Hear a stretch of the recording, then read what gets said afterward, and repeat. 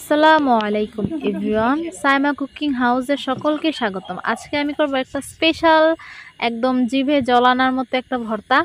তো চলুন দেখি কিভাবে কি করতে হয়। তো এখানে আমি বেশ খানিকটা অনেকগুলো শুকনা মরিচ নিচ্ছি, এগুলো প্রচণ্ড ঝাল।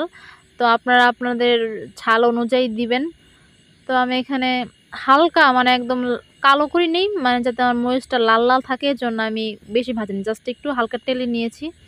তো এখানে আমি ফেওয়া শুটকিটা ভালোভাবে ধুয়ে নিচ্ছি, তারপর আমি গরম পানি দিয়েও ধুয়ে নিব।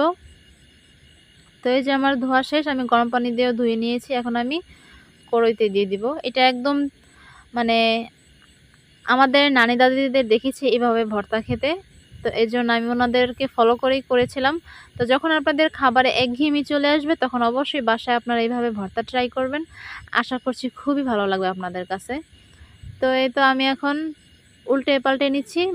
ফেও শুটকি তো বেশি নাড়াচাড়া করা লাগবে না, একটা উল্টিয়ে পাল্টিয়ে নিলেই হবে।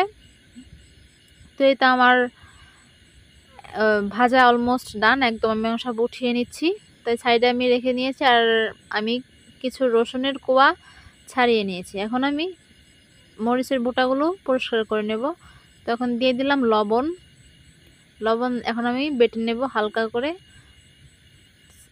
সুন্দর করে বাটাবাটি করতে হবে। আর আপনারা চাইলে একটু আস্তে আস্তে রাখতে পারেন, আমার মতো আমি একটু আস্তে আস্তেই রাখবো, কারণ আমার কাছে এত ফিনিশ ভালো লাগে না। তাহলে মনে হবে কি যে তরকারিতে মরিচ মরিচ দেওয়ার জন্য আমি হয়তো এটা পাটায় পিষেছি, তার জন্য আমি হালকা হালকা একটু একটু দানাদার রাখবো। তো এখন আমি দিয়ে দিব শুটকি আর হচ্ছে রসুনের কোয়াগুলা।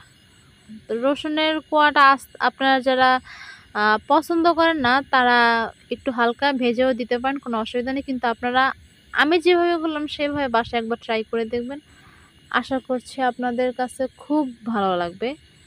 তো এখন আমি সব একসাথে মিক্স করে বাটাবাটি করে নিচ্ছি। এই যে আমার এখন ভয়েস দিতে গিয়ে আমার আবার এটা দেখে আমার খুব লোভ লাগছে। তো আমার ভর্তা অলমোস্ট শেষ, আমি একদম ফিনিশ করিনি, আগেই তো বলেছি আমি ফিনিশড করিনি। তো এখন আমি ভালোভাবে ফিনিশড করছি। তো এখন আমি ভর্তাটা একদম মিক্স করে উঠিয়ে নিচ্ছি, এই যে উঠিয়ে নিচ্ছি। আর এখন আমি এই এখন আমি কিছু ভাত দিয়ে খাবো। তো আপনারা কারা কারা পাটায় মাখা ভাত খেতে পছন্দ করেন, তারা অবশ্যই কমেন্টস করবেন। আল্লাহ হাফেজ।